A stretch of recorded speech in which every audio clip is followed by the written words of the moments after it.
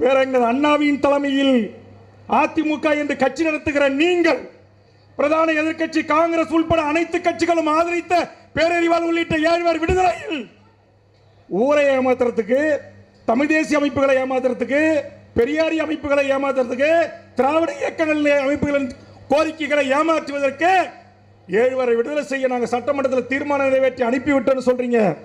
ஆனால் பேரறிவாளன் உடல்நிலை பாதிக்கப்பட்டிருக்கிறார். அவர் தந்தை உயிருக்கு ஆபத்தான நிலையில் இருக்கிறார். அவருக்கு பரோல் நீட்டிப்பு வேண்டும் என்று சென்னை உயர்நீதிமன்றத்திலே வழக்கு தொடுக்கப்படுகிறது. உங்கள் அரசின் வழக்கறிஞர், தமிழ்நாட்டுடைய அட்வொகேட் ஜெனரல், ஸ்டேட் பிபி 2 பேரும் வந்து சொல்ற, ஒரு நிமிடம் இல்ல 1 மணி நேரம் கூட பேரறிவாளனுக்கு பரோல் நீட்டிக்க கூடாது என்று சொல்கிறது. இந்த உத்தரவு எங்கிருந்து வந்த உத்தரவு? யாரை ஏமாத்துறீங்க? யாருக்கிட்ட இரட்டை வேடம் போடுறீங்க? தமிழ்நாட்டிலே பேரறிவாளன் விடுதலையை எதிர்நோக்கி முழக்கமிடுகிற லட்சக்கணக்கான இளைஞர்களின் ஆதரவை பெறுவதற்காக ஏமாற்று நாடகம் அல்லவா?